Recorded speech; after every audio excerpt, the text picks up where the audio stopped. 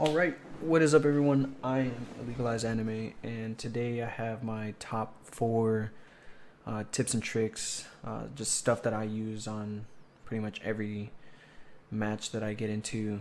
These are 4 things that I have found on my own. I don't see them brought up anywhere else on YouTube, forums, or anything. Some of them are a little cheeky, they're stuff that pretty much no one really knows about because you're not really supposed to, but hopefully this brings light to maybe possible ways that encourage people to play a little more. I don't know, it's just cool stuff that I like to do. It's going to be pertaining to the first tip is going to be for heli pilots. So in a lot of monitors you get the ability to enable a crosshair in your screen. Now it's a crosshair that's pretty much enabled on your monitor, not through your computer. So like no one, any program really can't detect it. So say you want to mark a hab or a tank, and your friends, your allies, they mark those, but you want to go in and verify that it's marked pretty much 100% accurate. So enabling that crosshair allows you to pretty much get a better ping, a better mark on anything that everyone else is trying to mark, so then you can correct your friendly's marks. Now, a lot of you are going to say, well, what if I don't really fly that much? I play mostly infantry. Now, for you guys, this specific tip is going to help a lot more for when you're on a tow. Now, when you're on the tow, the good thing about it is now you can hip fire.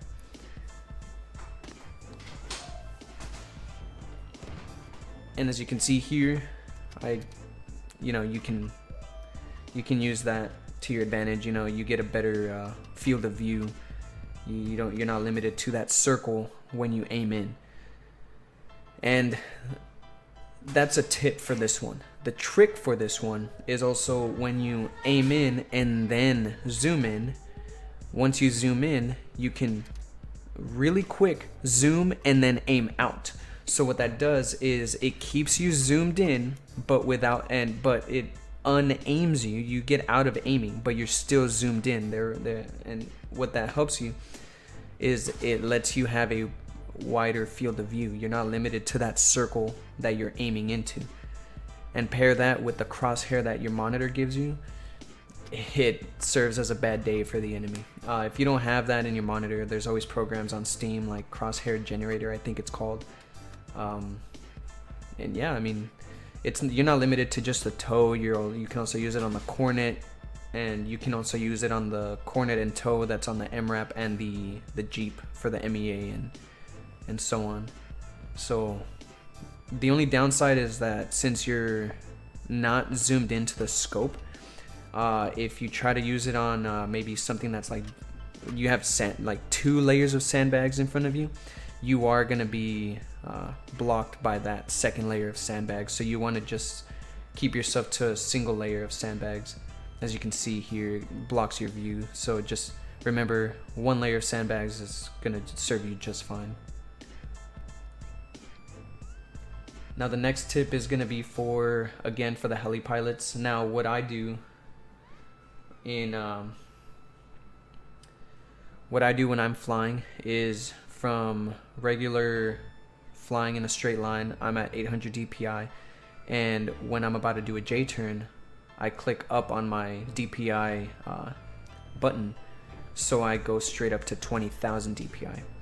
Now the program that I use allows me to only have 2 stages.